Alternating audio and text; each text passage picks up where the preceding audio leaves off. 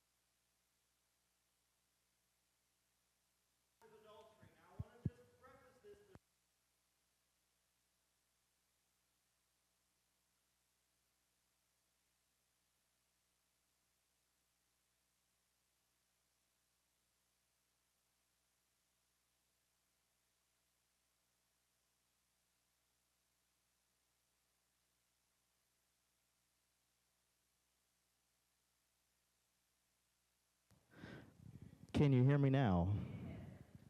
Do I need to start over? No, I'm good. We're good.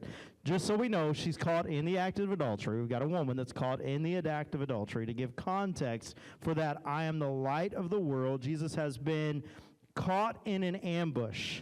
And the religious leaders dragged this lady caught in the act of adultery into the public square to test Jesus. This wasn't a moment of honest accountability. This wasn't like, hey, let's bring her before the people, let's help her out. This was a setup. Because in that woman, while she was half dressed or very well in the nude, half terrified, Jesus does something the religious crowd never expected. He brings light into the darkness, but not the kind that exposed her shame. It's the kind that leads to hope. So number one, if you're taking notes, the law, meaning the law of God, reveals our guilt. John chapter 8, verses 2 through 6 says this. This is the story. This is the narrative. At dawn, he appeared again in the temple courts, where all the people gathered around him. And he sat down to teach them. The teachers of the law and the Pharisees brought in a woman caught in the act of adultery. They made her stand before the group and said to Jesus, "Teacher, this woman," and I mean, you just got to get your most ridiculous, pompous kind of voice here. "Teacher, this woman was caught in the act of adultery." So in the law of Moses, it commands us to stone such a woman. Now, many of us are reading through the Bible. About a third of our church has been reading through the Bible. We have went through the book of Leviticus already. We are on day 103. Come on, amen, right? Where's it at? There we go. We're excited by that. So we know what it means when it says the law commands us to stone such a woman. We've read that. Now, teacher, what do you say? And so they were using this question not to help this lady, not to really uncover the law. It says they were using it as a trap in order to have basis for accusing him, meaning Jesus.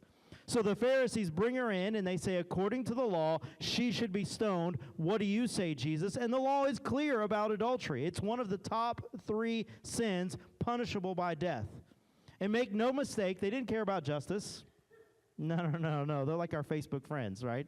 They don't really care about the world. They just care about their own opinion. Sorry. Whew, that was a little bit of a low blow right there.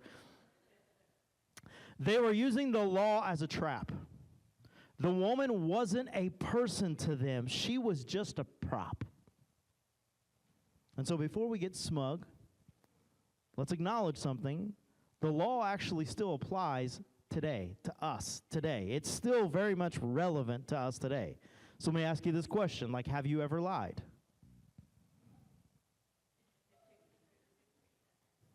Have you ever cheated? Like on a test? Have you ever talked about someone behind their back? Used God's name like a comma in a sentence. Congratulations, you are guilty too.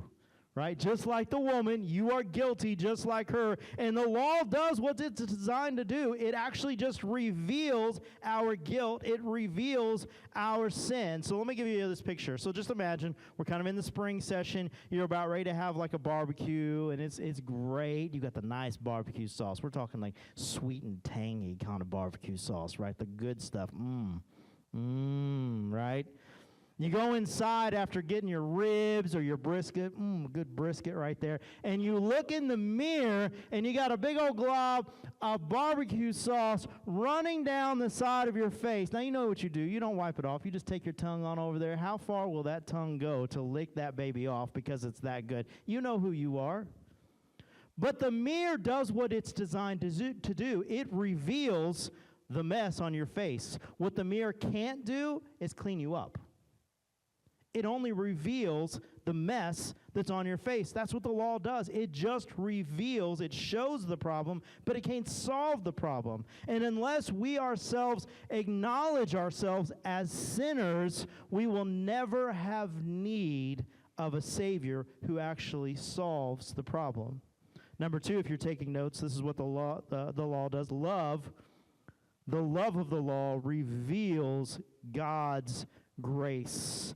John chapter 8, verses 6 through 11, this is what Jesus does. But Jesus, being who he is, has this great answer ready with a riddle, ready with something. And what he does is he just bends down and he starts to write on the ground with his finger. So all eyes are on Jesus. Actually, probably all eyes are on the woman. And then he bends down and starts to write in the dirt. All eyes become on him. Like, what is he doing? And then after he finishes writing, when they keep on questioning him, it says, he straightens up. And he said to them, let any one of you who doesn't have sin go ahead and throw the first stone at her. That's it. He just kind of mic drops it, bends down, and wrote on the ground again. And then verse 9, at this, those who heard began to go away one at a time. The older ones first, that's important, until only Jesus was left with the woman standing there alone, just to put some context. Jesus straightened up and asked her, woman, where are they? I'm sorry, I was writing in the dirt. I was doodling here. There was a crowd, and the crowd is gone. Is no one here to accuse you anymore? And I don't know if this is the first time she's looked up. Because remember, she's kind of in a shameful moment. She may not even know. Every single one of those stones dropping could have been her life in her mind. And she looks up and she looks at him, and I could just imagine the tears in her eyes and the hair that's matted from sweat because of the nerves and the anxiety. And she just looks at him. No one, sir. So then he says to her, neither do I condemn you. But then he goes on, go now and leave your life of sin. So the question is, what did he write? Now, we don't know. We don't have for sure what he wrote. But what I can tell you is the Greek word there for write is katagraphin, which means to write the record against someone else. So later manuscripts suggest that he might have been listing out the sins of his accuser. So just imagine what this would be like, right? I mean, so he's writing out. See, I can't do this. Thank you. She knows. Like, I needed that. Let's give it up for the co-pastor right here. Yeah. Here, do you want this? No, I mean to put that on. There we go. So imagine for a moment that he stoops down.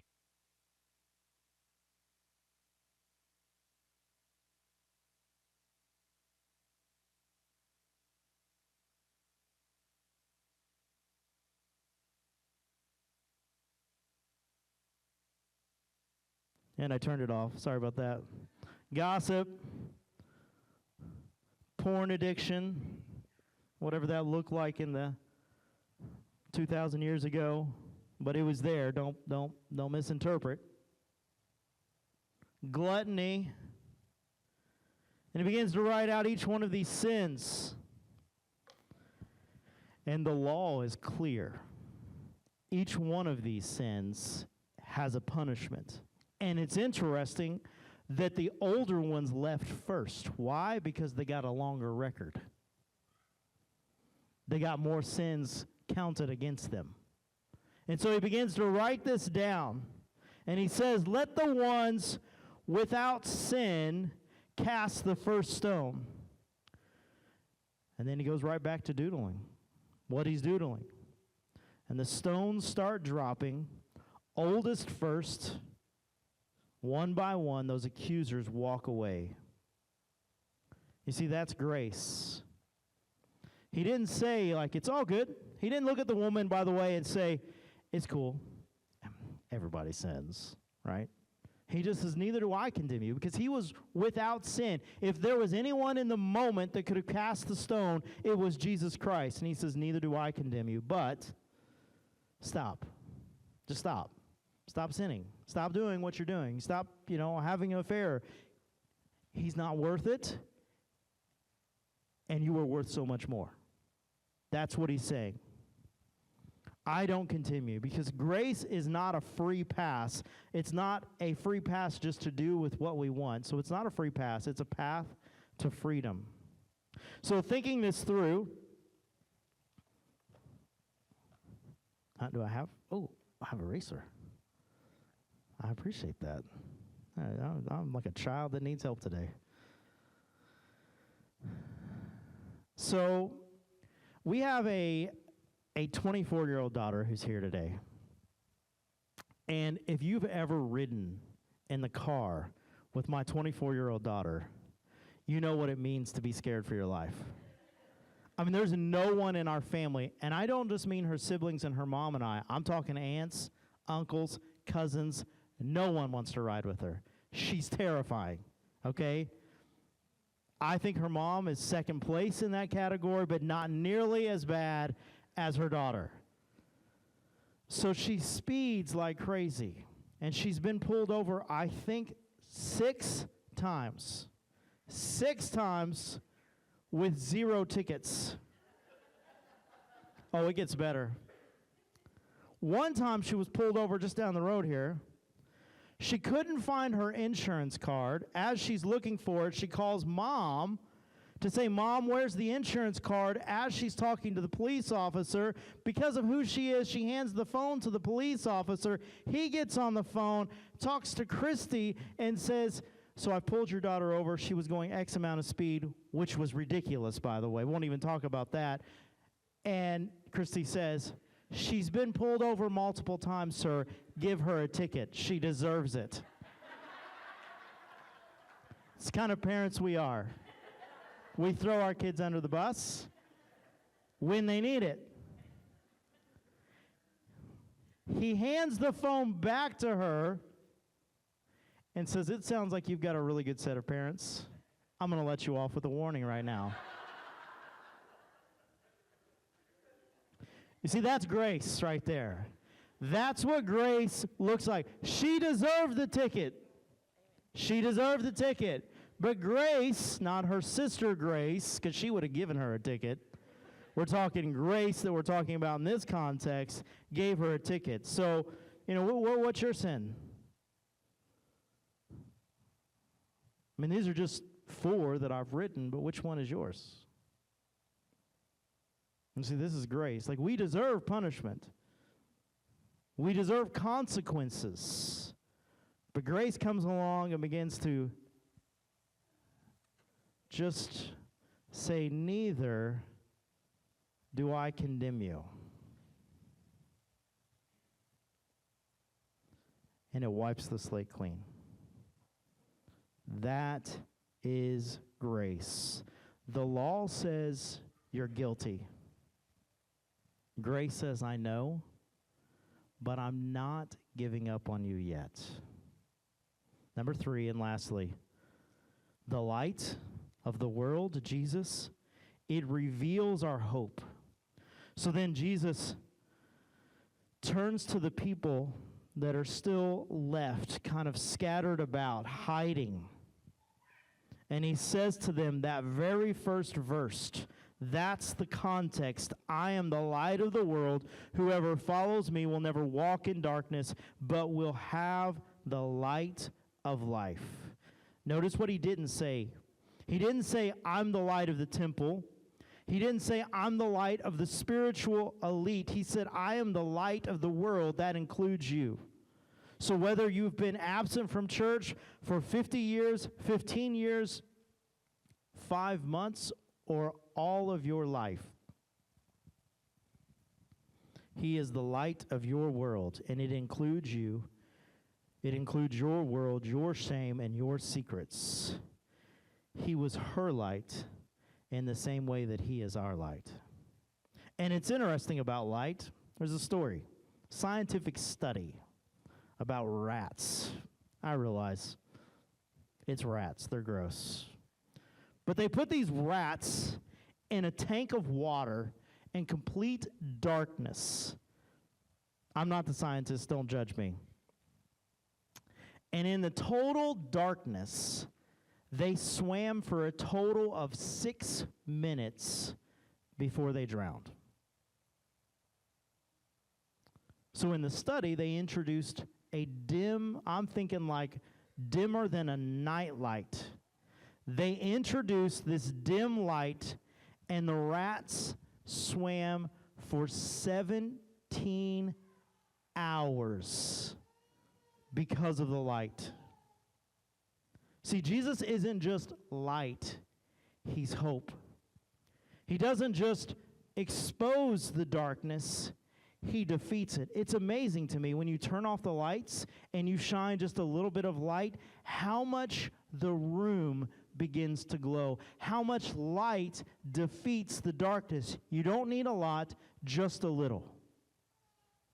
And Jesus is the light of the world, and so our response is to step into the light. So it's our turn. You may feel like that woman, that you've been dragged into the light and you've been exposed and now ashamed, but Jesus isn't here to humiliate you. He is here to heal you. Neither do I condemn you, he says, but go and leave your life of sin. So what's in the dark of your life right now? Is it a secret relationship? Is it an addiction? Is it unforgiveness? Is it self-hate? Friends, Jesus already sees it, and he's not afraid of it. He's calling you just to leave it. Where do you need to step into the light? What sin needs to be brought out of the shadows? What shame needs to be erased?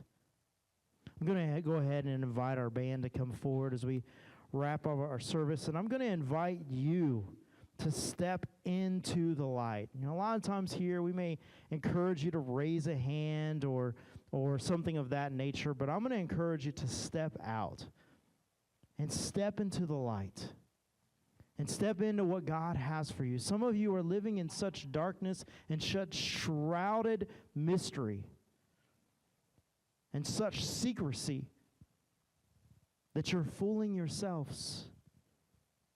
And the act of stepping out and having someone that maybe would just pray with you or just stand beside you is what you need in this moment. Will you pray with me? Jesus, you are the light of the world. Be the light of our world. Forgive us now. Cleanse us. Guide us. Help us to choose your light over our darkness. With heads bowed, eyes closed, just reflect where you're at.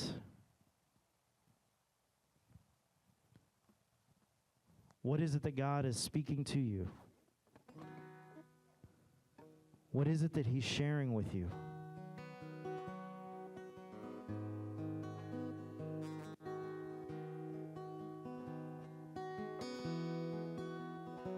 And what is your response? Would you stand with us? As our band plays, as you worship, maybe you just stand there and hear from God. But I want to encourage you to go ahead and step out. Come to what we call the altar of prayer. It's just a piece of wood, but it has so much power and meaning. So as they play, I want to encourage you to step out and pray now.